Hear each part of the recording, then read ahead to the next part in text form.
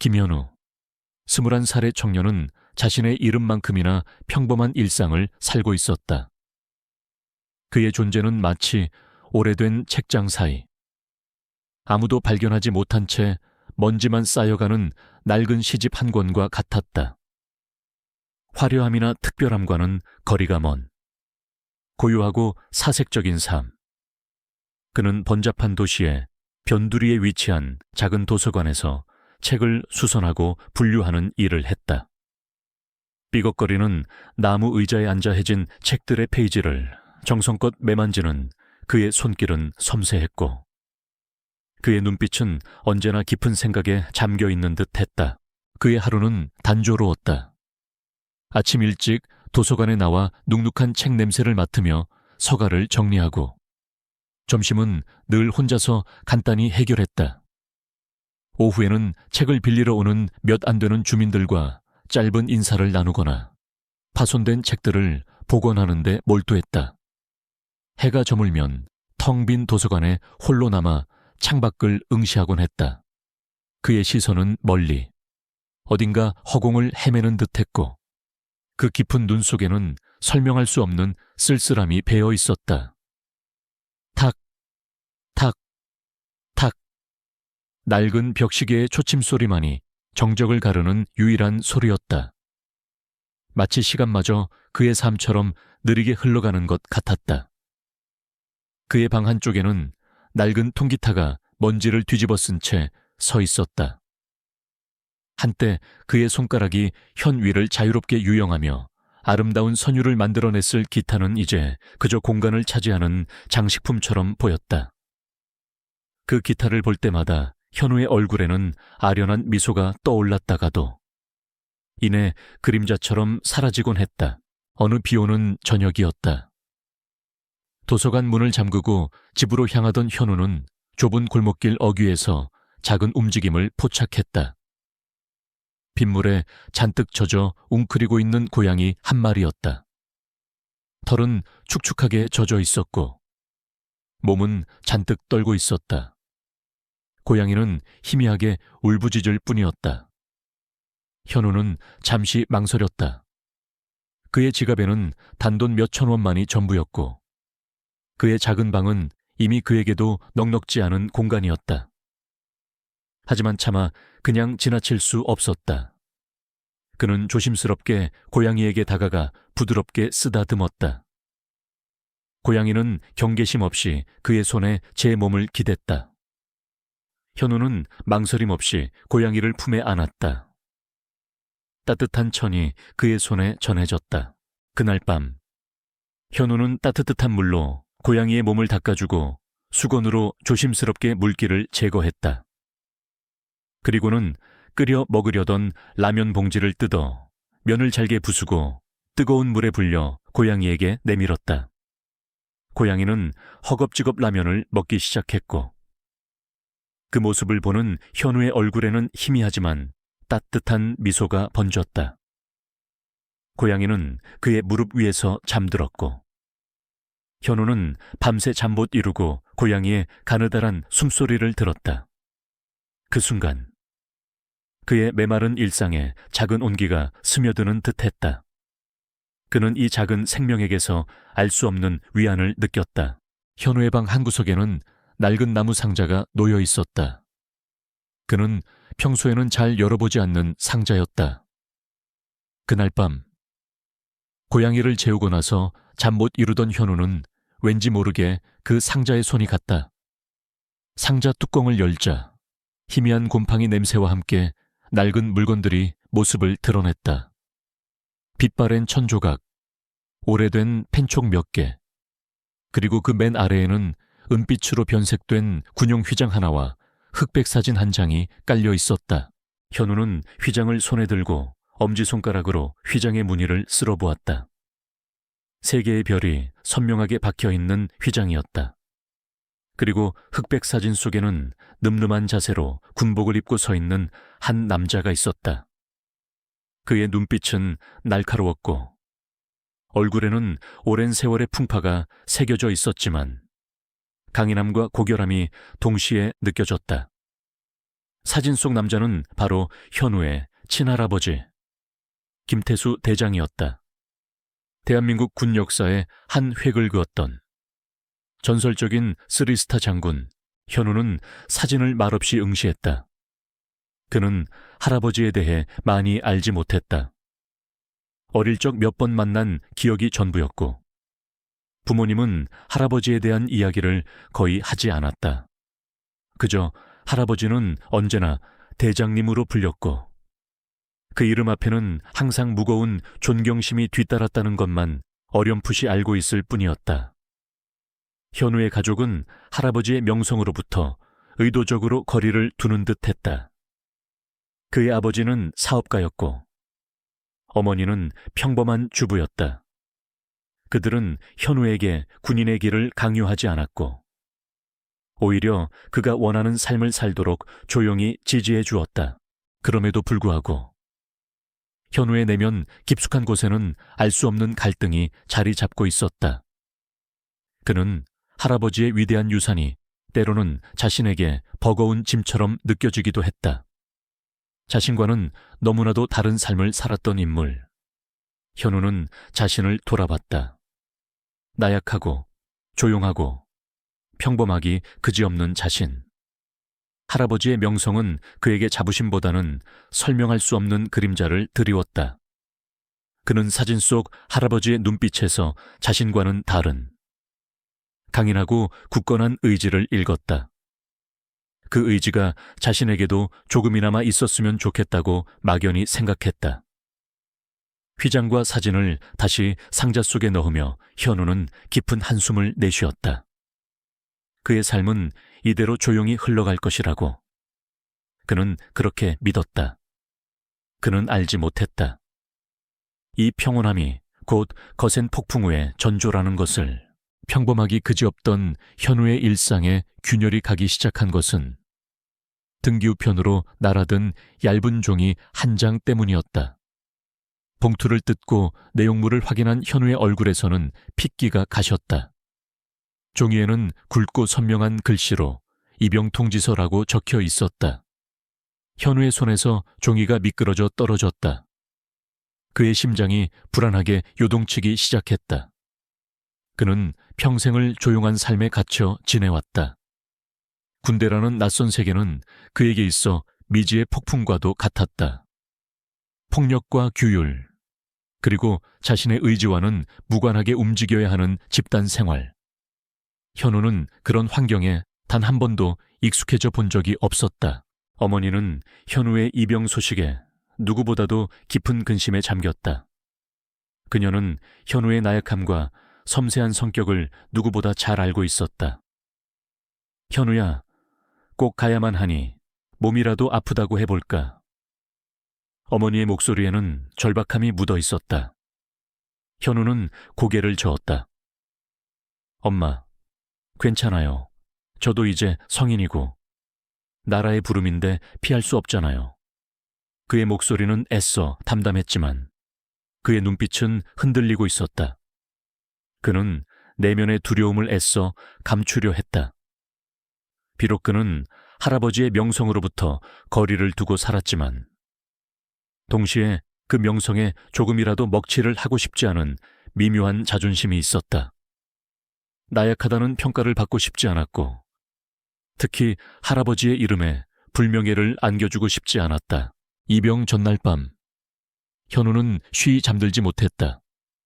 침대에 누워 천장을 바라보던 그는 결국 자리에서 일어나 아까 상자에 넣어두었던 할아버지의 사진과 군용 휘장을 다시 꺼냈다. 어둠 속에서 희미하게 빛나는 휘장에 세 개의 별은 그에게 닿을 수 없는 이상처럼 느껴졌다. 그는 어린 시절 어렴풋이 들었던 할아버지의 이야기를 떠올렸다. 김태수 대장은 전쟁의 폐허 속에서 불굴의 의지로 나라를 지켰던 영웅이었다. 그의 지휘 아래 수많은 병사들이 용기를 얻었고 불가능해 보이는 작전들도 성공으로 이끌었다고 했다. 현우는 그런 할아버지의 피가 자신에게도 흐르고 있다는 사실이 때로는 부담스러웠다. 자신은 싸움도 싫어하고 큰 소리에도 움츠러드는 평범한 청년일 뿐인데, 하지만 동시에 그의 내면 깊숙한 곳에서는 알 수 없는 동경이 피어오르고 있었다.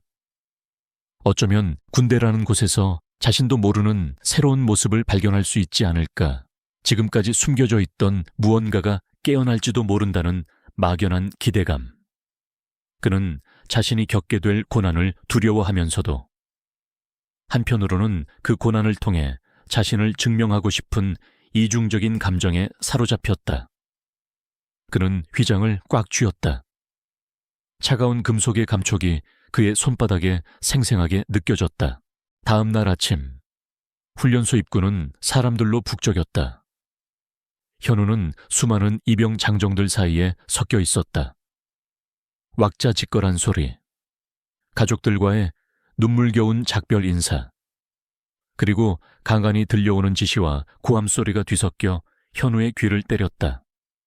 익숙지 않은 공기, 낯선 사람들의 시선이 그를 짓눌렀다.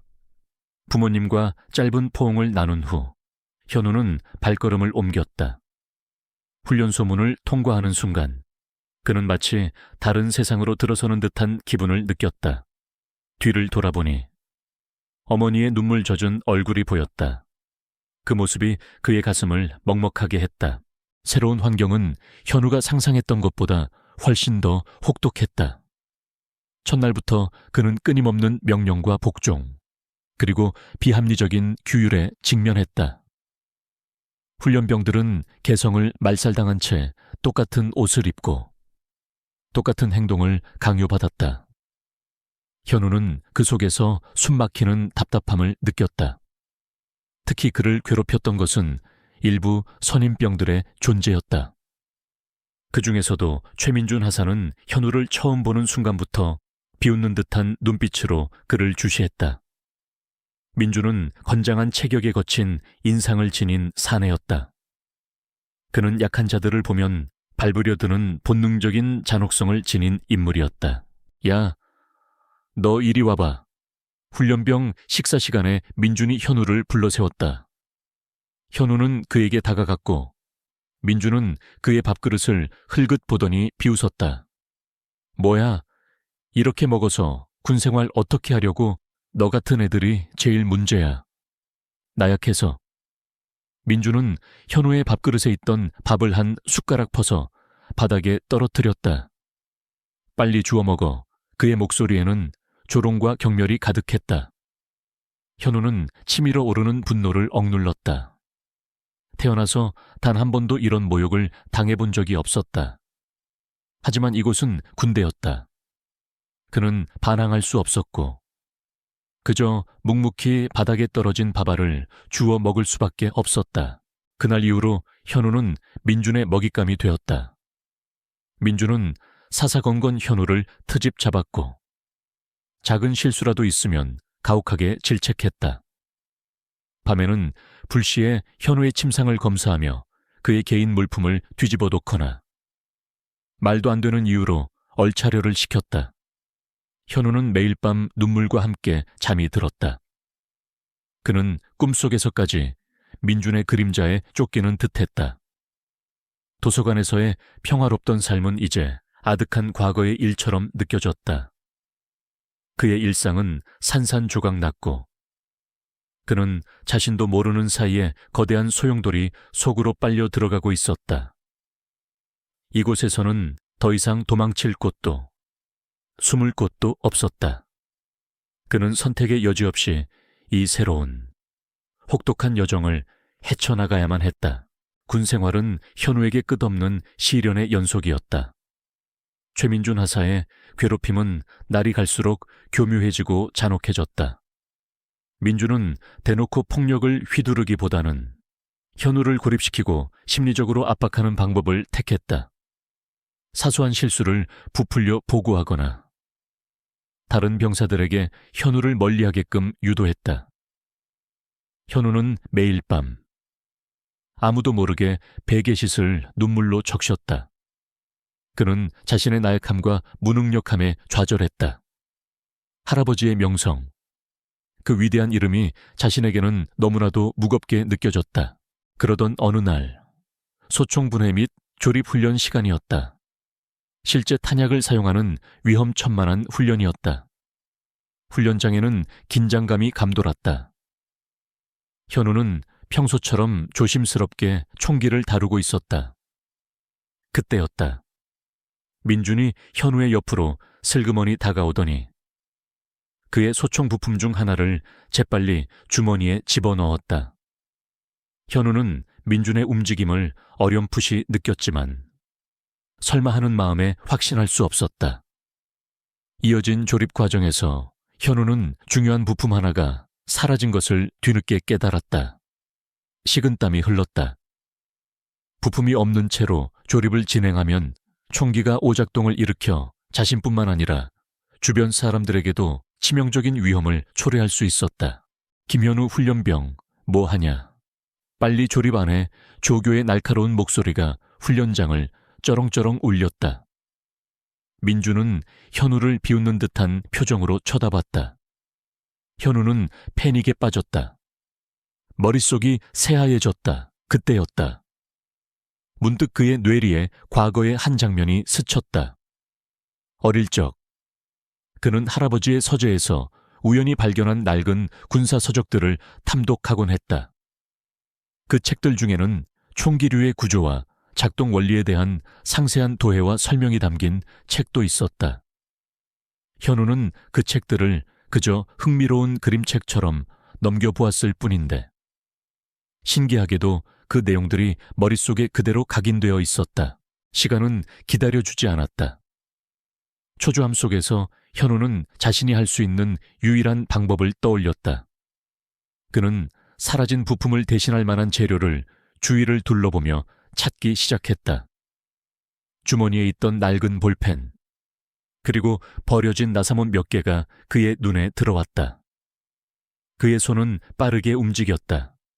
볼펜의 스프링을 분리하고 나사못을 이용해 임시 방편으로 사라진 부품의 기능을 대체할 수 있는 작은 장치를 만들어냈다.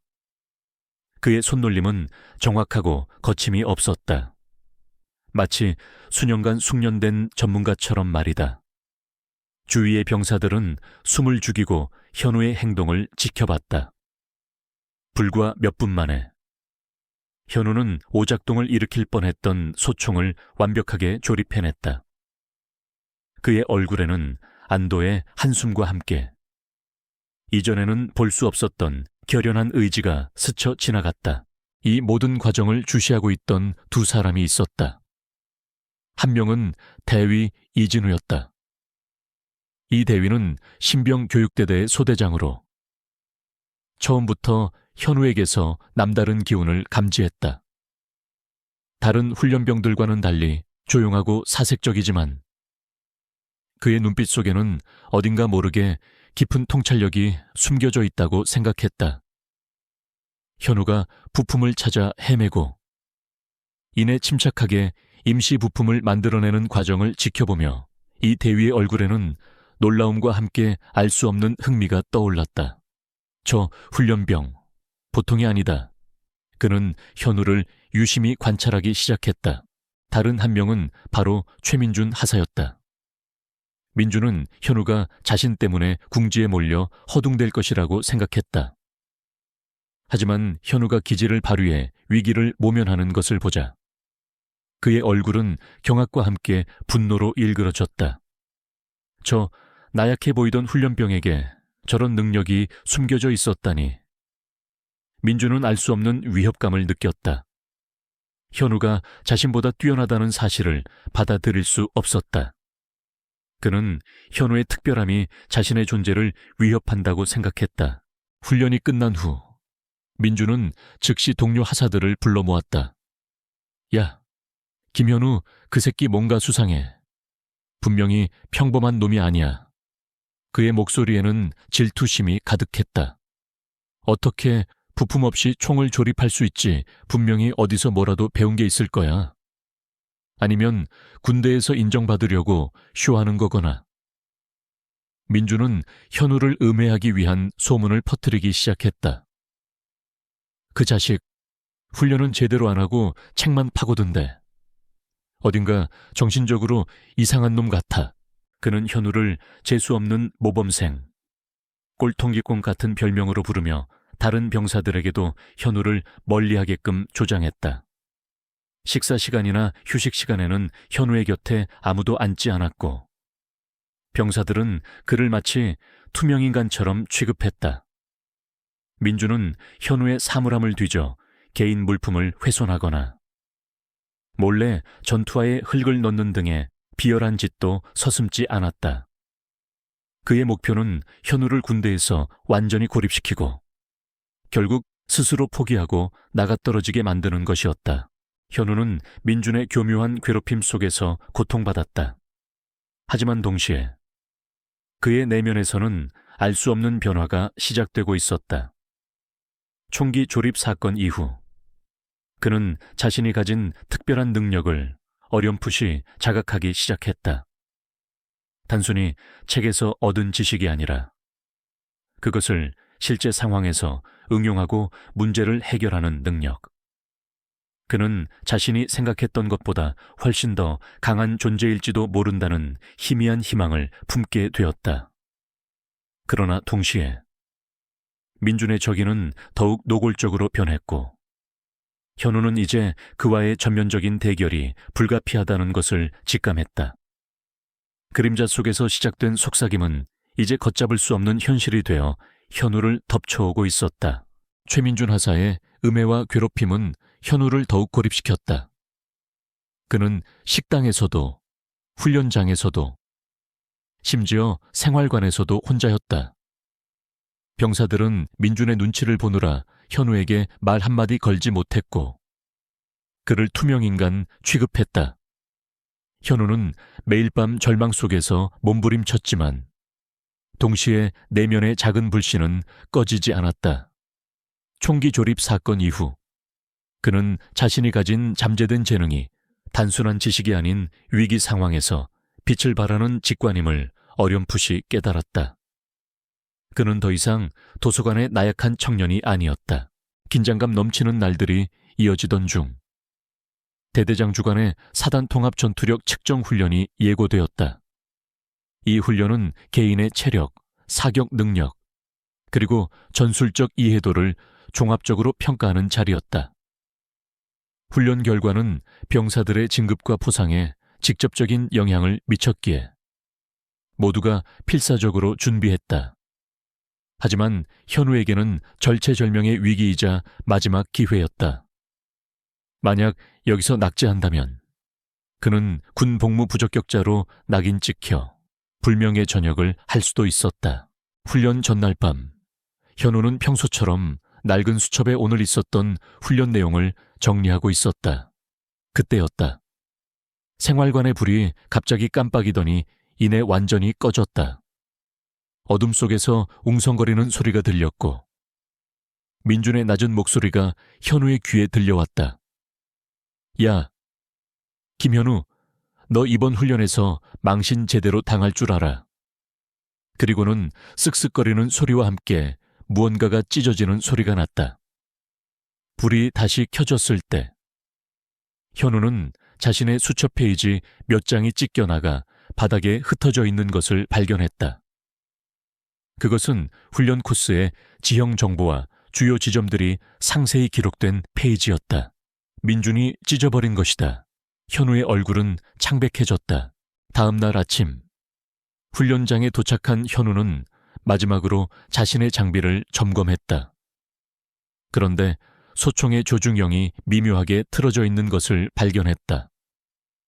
누군가 고의로 조작한 것이 분명했다. 어젯밤 불이 꺼졌을 때 민준이 한 지심을 직감했다. 현우의 등줄기에 식은땀이 흘렀다. 완벽한 고립과 절망. 그는 홀로 이 거대한 시련을 감당해야 했다. 훈련이 시작되었다. 현우는 출발선에 섰다. 옆에서 민준이 비웃는 듯한 표정으로 그를 쳐다봤다. 어이, 김현우, 혹시 길 잃어버릴까봐 걱정되냐? 그의 조롱 섞인 말은 현우의 귀에 닿지 않았다. 현우의 눈은 오로지 눈앞의 코스만을 응시하고 있었다. 그는 사라진 지도 페이지의 내용을 기억해내려 애썼다. 자신이 읽었던 수많은 책들 속에서 지형 분석과 방향 감각에 대한 내용들이 마치 퍼즐 조각처럼 그의 머릿속을 스쳐 지나갔다. 대위 이진우는 통제실에서 현우를 지켜보고 있었다. 그는 현우의 장비가 조작된 것을 어렴풋이 짐작하고 있었지만 규정상 개입할 수 없었다. 이 대위의 얼굴에는 초조함이 역력했다. 저 아이가 저걸 어떻게 헤쳐나갈까? 그는 현우가 혹여나 다치기라도 할까봐, 혹은 이대로 주저앉을까봐 깊이 우려했다. 그의 시선은 현우의 움직임 하나하나에 고정되어 있었다. 시간은 무섭게 흘렀다. 훈련 코스는 예상보다 훨씬 험난했다. 가파른 언덕과 깊은 웅덩이, 그리고 위장 장애물들이 현우의 발목을 잡았다. 조중용이 틀어진 소총으로는 정확한 사격을 기대하기 어려웠다. 현우는 필사적으로 달리고 또 달렸다. 그의 폐는 터질 듯 아팠고 다리는 청은망은 무거웠다. 그 순간 그의 귓가에 삐익 하는 경고음이 울렸다. 제한 시간 10분 전, 현우는 주저앉았다. 숨을 헐떡이며 주변을 둘러봤다. 자신이 어디에 있는지조차 알 수 없는 낯선 숲 속이었다. 길을 잃은 것이다. 절망감이 쓰나미처럼 밀려왔다. 그때 숲 저편에서 희미하게 불빛이 보였다. 그리고 누군가 다가오는 발소리. 민준과 그의 패거리였다. 어이, 김현우. 여기서 뭐 하냐? 포기할 때가 됐잖아. 꼴불견이야 정말. 민준의 얼굴에는 승리자의 비열한 미소가 걸려 있었다. 그들은 현우를 둘러쌌고 그의 앞을 가로막았다. 현우는 완전히 고립되었다. 이대로는 결승점에 도달할 수 없을 뿐만 아니라 민준에게 또다시 모욕을 당할 것이 분명했다. 그 순간 현우의 눈에 띄는 것이 있었다. 찢겨진 지도 조각들 사이에서 희미하게 남아있던 오래된 바위의 그림, 그리고 어릴 적 할아버지의 서재에서 읽었던 지형지물과 고대 전술에 대한 책의 한 구절이 섬광처럼 머릿속을 스쳐 지나갔다. 세상의 모든 길은 결국 점과 점으로 이어진다. 중요한 것은 그 점들을 연결하는 통찰력이다. 현우는 숨을 깊게 들이쉬었다. 그의 두려움은 분노로, 그리고 다시 굳건한 의지로 바뀌었다. 시간은 초 단위로 흘러가고 있었다. 숲의 어둠은 그를 집어삼키려 했고 민준의 그림자는 그를 짓누르려 했다. 하지만 현우는 이제 더 이상 나약한 청년이 아니었다. 그는 이 모든 압박 속에서 비로소 자신 안에 숨겨진 진짜 영웅을 마주하고 있었다. 시간은 째깍거리며 잔혹하게 흘러갔다. 최민준 하사와 그 패거리의 그림자가 현우를 완전히 에워쌌다. 사방이 막힌 숲속에서 현우는 오갈 데 없는 처지가 되었다. 민준의 비열한 웃음소리가 현우의 귓가를 맴돌았다. 어때? 김현우, 이제 끝난 것 같지? 아무도 너를 도울 수 없어. 쓰리스타 할아버지가 와도 여긴 군대야. 현우의 심장은 격렬하게 요동쳤다. 분노, 절망, 그리고 알 수 없는 무언가가 그의 뇌리를 스쳐 지나갔다. 그때 그의 시야에 희미한 빛이 들어왔다. 그의 눈은 민준의 발치에 떨어진 찢겨진 지도 조각 하나에 꽂혔다. 그리고 그 조각 위에는 오래된 바위 그림과 함께 어릴 적 할아버지의 서재에서 읽었던 책의 한 구절이 섬광처럼 떠올랐다. 모든 길은 점과 점으로 이어지며 중요한 것은 그 점들을 연결하는 통찰력이다. 지도가 없어도 지형은 스스로 길을 말한다. 현우의 눈빛이 돌변했다. 더 이상 두려움이 아닌 결연한 의지가 번뜩였다. 그는 깊게 숨을 들이휘었다. 폐는 타는 듯 아팠지만 그의 정신은 그 어느 때보다 또렷했다. 그는 바위 그림이 뜻하는 바가 무엇인지, 그 바위가 어떤 지형적 특징을 가지고 있는지를 머릿속으로 빠르게 재구성하기 시작했다. 그는 자신이 기억하는 숲의 미세한 고저차, 나무의 종류, 습한 공기의 흐름 등을 종합하여 가장 효율적인 경로를 그려냈다. 그의 발은 망설임 없이 움직이기 시작했다. 저 자식, 포기 안 하고 뭐 하는 거야? 민준이 소리쳤다. 하지만 현우는 이미 다른 차원에 있는 듯했다. 그의 몸은 지쳤지만 정신력은 극한을 넘어섰다.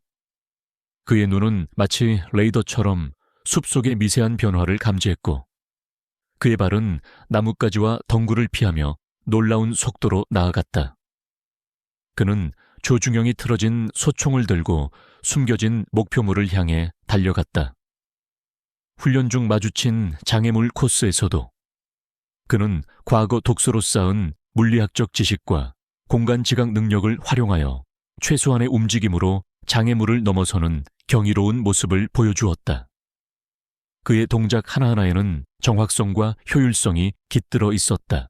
이대위는 통제실 모니터에서 현우의 움직임을 보고 경악을 금치 못했다. 현우는 분명 지도를 잃어버렸음에도 불구하고 다른 어떤 훈련병보다도 정확하고 빠르게 코스를 돌파하고 있었다. 저게 가능한 일인가? 그의 입에서 나직이 탄성이 흘러나왔다. 현우는 마지막 사격 지점에 도달했다. 제한 시간은 이제 단 1분밖에 남지 않았다.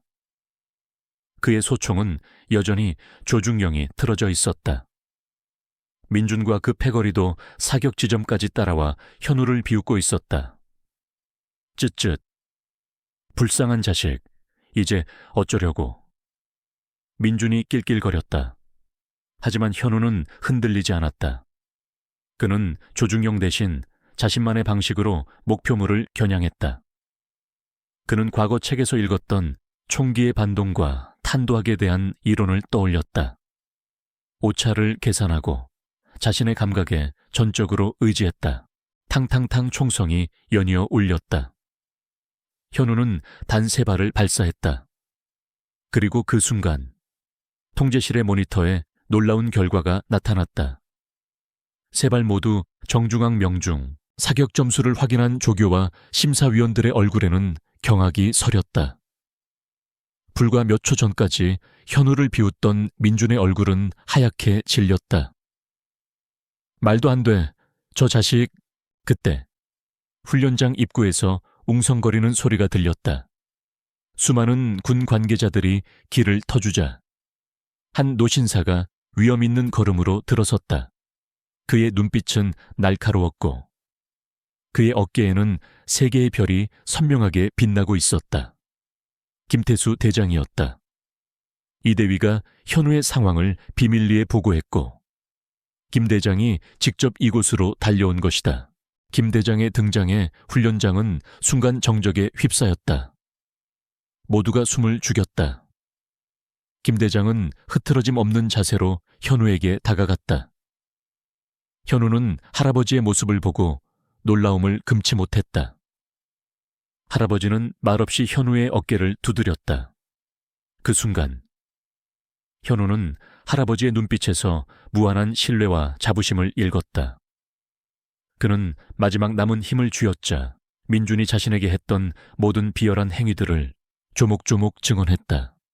찢겨진 지도 조각, 고장난 조중영, 그리고 민준이 자신을 막아섰던 위치까지 정확하게 설명했다.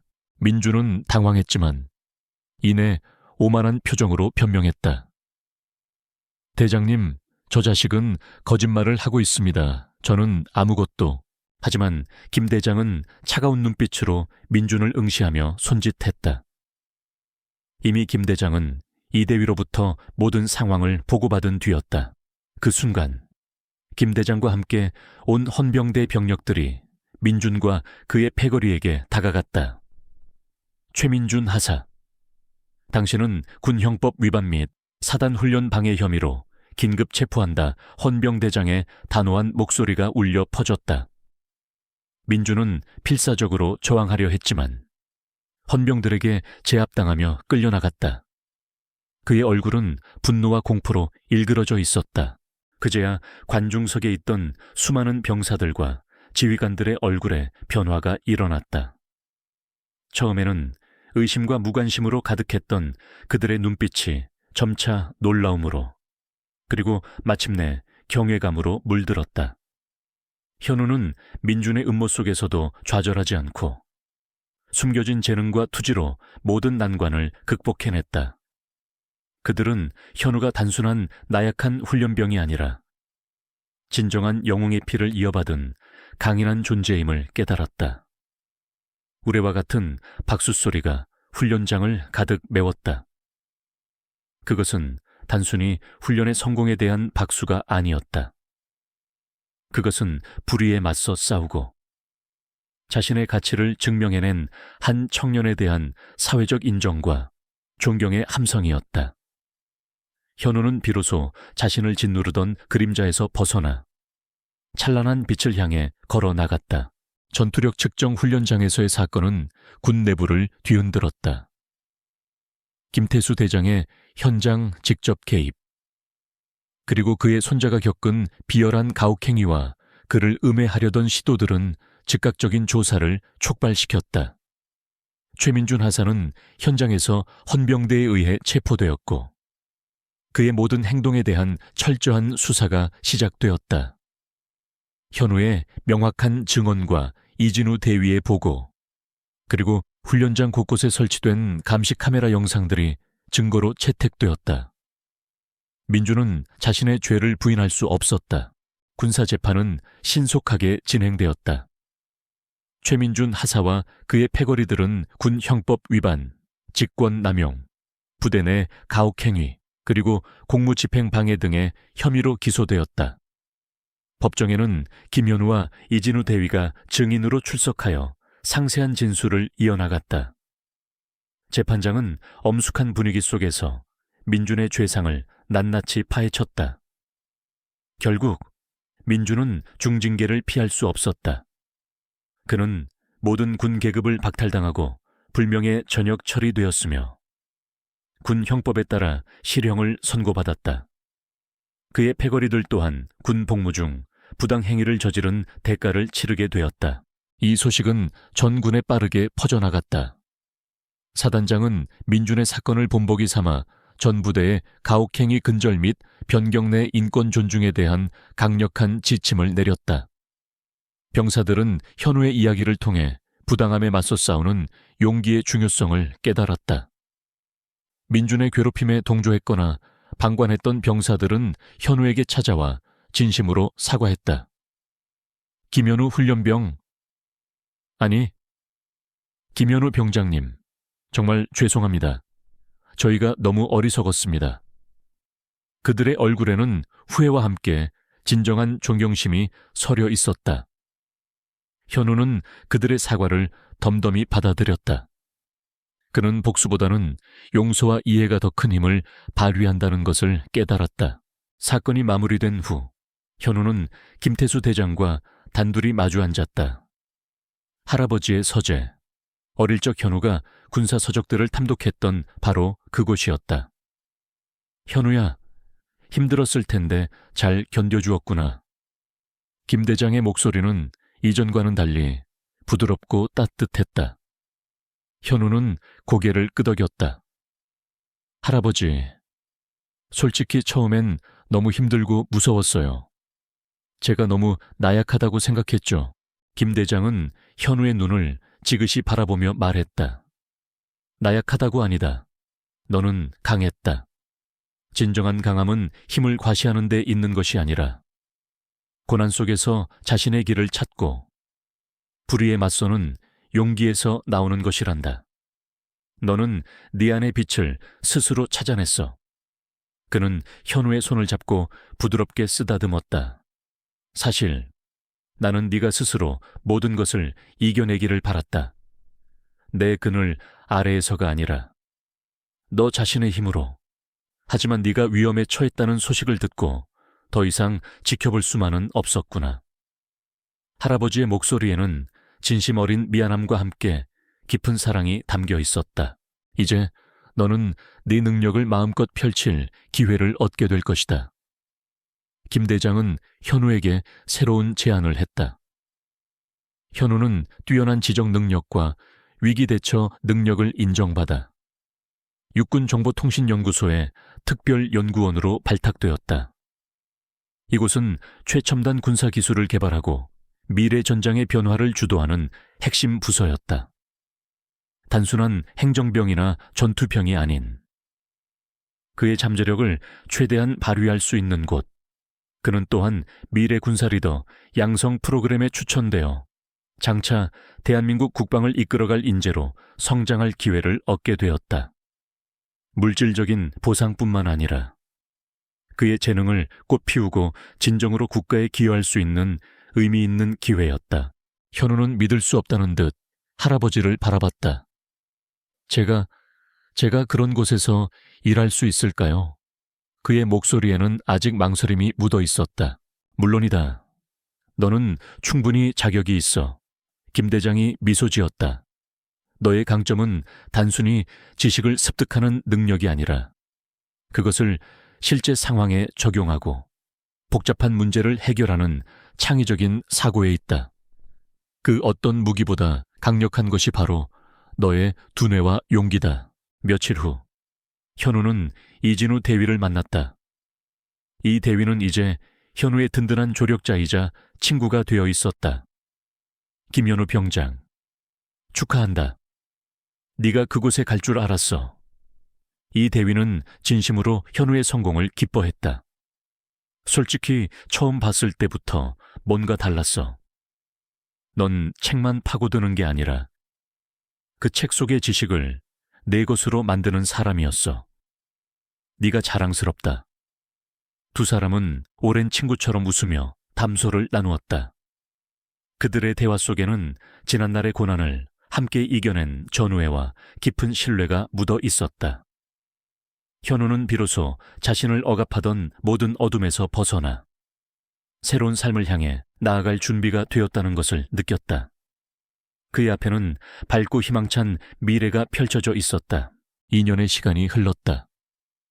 김현우는 더 이상 도서관에 나약하고 소심한 청년이 아니었다. 그는 육군정보통신연구소의 핵심 인재로 성장해 있었다. 비파렌 군복 대신 그의 어깨에는 빛나는 소위 계급장이 당당하게 자리 잡고 있었다.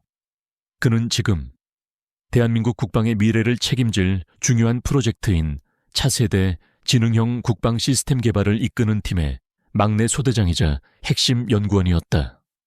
그의 눈빛은 여전히 사색적이었지만 이제는 확신과 리더십이 더해져 있었다. 현우의 삶은 놀랍도록 변화했지만 그의 본질은 변하지 않았다. 그는 여전히 겸손했고 타인의 고통에 깊이 공감하는 마음을 지니고 있었다. 민준에게 당했던 가혹행위의 기억은 그에게 상처로 남았지만 동시에 다른 이들이 같은 고통을 겪지 않도록 돕겠다는 강한 의지를 심어주었다.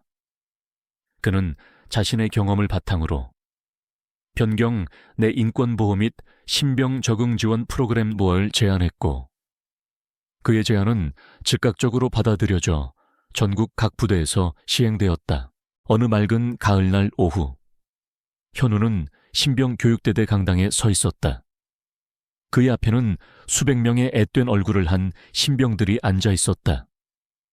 그들은 현우가 처음 군대에 왔을 때처럼 불안과 두려움이 뒤섞인 눈빛으로 강사를 바라보고 있었다.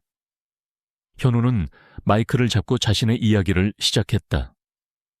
떨리는 목소리로 시작된 이야기는 점차 확신에 찬 어조로 바뀌었다. 그는 자신의 경험담을 솔직하게 나누며 군대라는 조직 속에서도 개인의 존엄성이 지켜져야 함을 역설했다. 여러분, 군대는 강인함을 요구하는 곳입니다. 하지만 그 강인함은 타인을 억압하는 데서 오는 것이 아닙니다. 진정한 강인함은 고난 속에서도 자신을 잃지 않는 용기, 그리고 동료를 존중하고 함께 성장하려는 마음에서 나옵니다. 현우의 연설은 신병들의 마음을 울렸다. 그들은 그의 이야기에 귀 기울였고 그의 눈빛에서 진심을 읽었다. 연설이 끝났을 때 강당안은 우레와 같은 박수소리로 가득 찼다.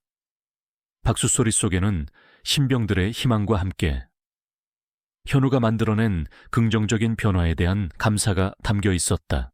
강당을 나와 복도를 걷던 현우는 멀리서 자신을 향해 다가오는 이진우 대위를 발견했다. 이 대위는 이제 중령 계급장을 달고 있었다. 김소희, 오늘 연설 아주 훌륭했네. 자네 덕분에 우리 부대 분위기가 정말 많이 바뀌었어. 이 중령은 현우의 어깨를 두드리며 활짝 웃었다. 어때? 요즘도 이상한 고양이 주워다 기르나 자네 재능은 책에만 있는 줄 알았더니. 이런 인문학적인 부분에도 일가견이 있었군. 두 사람은 오랜 친구처럼 웃으며 담소를 나누었다. 그들의 대화 속에는 지난날의 고난을 함께 이겨낸 전우애와 깊은 신뢰가 묻어 있었다. 현우는 이제 군대라는 큰 울타리 안에서 자신만의 목적을 찾았다. 그는 단순히 기술을 개발하는 것을 넘어 군대의 문화를 바꾸고 사람들의 삶에 긍정적인 영향을 미치는 것에 열정을 쏟았다. 그는 주말마다 보육원을 찾아 아이들에게 책을 읽어주고 자신이 개발한 로봇 장난감을 선물하기도 했다. 그의 방 한쪽에는 이제 먼지 쌓인 통기타 대신 아이들의 웃음소리가 담긴 사진들이 가득했다. 그리고 한쪽 구석에는 여전히 할아버지의 낡은 군용 휘장과 사진이 놓여 있었지만 이제 그것은 더 이상 무거운 짐이 아니라 자신이 나아갈 길을 밝혀주는 등대와 같았다. 석양이 지는 늦은 오후, 현우는 연구소 옥상에 서 있었다. 그의 손에는 자신이 직접 설계한 차세대 개인 전투정보 시스템의 최종 설계도가 들려 있었다. 시스템은 각 병사의 생체 신호, 주변 환경, 적의 움직임 등을 실시간으로 분석하여 최적의 전술 정보를 제공하는 혁신적인 기술이었다. 이것은 그저 무기가 아니라 병사들의 생명을 보호하고 효율적인 작전을 가능하게 할 미래의 희망이었다. 하늘은 붉은 노을로 물들어 있었고 멀리 도시의 불빛들이 하나둘씩 켜지고 있었다. 현우는 설계도를 들고 조용히 미소 지었다. 그의 옆에는 그가 주워왔던 길고양이. 이제는 현우의 그림자처럼 그를 따르는 보리가 앉아 있었다. 보리는 현우의 무릎에 머리를 비볐다. 현우는 보리를 쓰다듬으며 고개를 들어 하늘을 바라봤다. 그의 눈에는 희망과 함께 알 수 없는 깊은 평화가 깃들어 있었다. 그는 나약한 청년에서 벗어나 자신의 재능과 용기로 세상에 긍정적인 변화를 가져오는 진정한 영웅으로 거듭났다. 그의 이야기는 여기서 끝이 아니었다. 이제 막 새로운 시작을 알리는 서곡에 불과했다. 재미있게 읽으셨나요? 제 이야기가 여러분의 마음에 깊은 울림을 주었다면 정말 기쁠 거예요. 김현우 소희처럼 자신의 숨겨진 잠재력을 발견하고 어떤 어려움 속에서도 포기하지 않는 용기를 얻으셨기를 바랍니다. 여러분의 삶 속에서도 예측 불가능한 질곡이 찾아올 때 그것을 기회로 바꾸는 지혜와 용기를 가지시길 응원합니다. 이 이야기가 좋으셨다면 구독과 좋아요를 눌러주시고 댓글로 여러분의 감상과 응원의 메시지를 남겨주세요. 여러분의 작은 관심이 저에게는 더 좋은 이야기를 만들 수 있는 큰 힘이 됩니다. 다음 이야기도 기대해 주세요.